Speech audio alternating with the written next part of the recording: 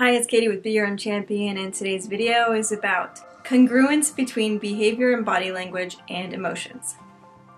When we are in a relationship, in our communication, there's often times when we're saying something, but we're really feeling something else.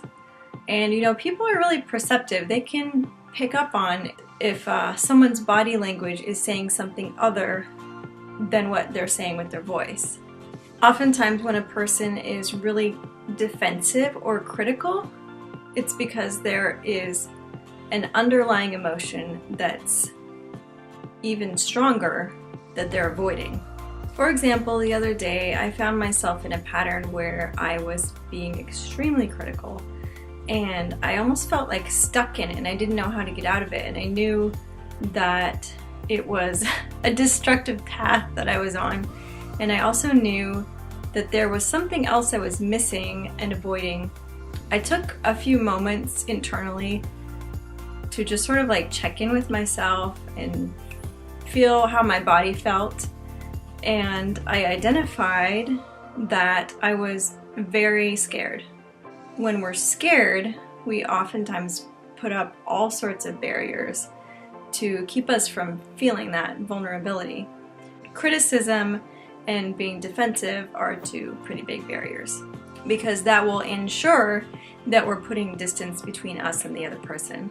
You'll find that you have much more authentic and smooth flowing conversation when you allow yourself to be vulnerable and just direct and honest about how you're feeling, even if it's a scary emotion. The strongest bonds are formed when you allow yourself to be authentic and vulnerable. Now, you all might be familiar with this image. Say there's a guy and a girl standing next to each other. They're in a discussion and something happened and she's really angry, let's say. But in the communication, she says that she's fine, but her jaw is tight, she's avoiding eye contact, maybe her fists are clenched. There's all these subtle signs, and even if it's just like a vibe, the other person can tell that they're not really fine, and that creates a lot of distance. I would say the next level of communication up from that is where the person is engaging and talking more, and they are trying to communicate and discuss maybe things that are wrong, but they're still circling around the actual issue.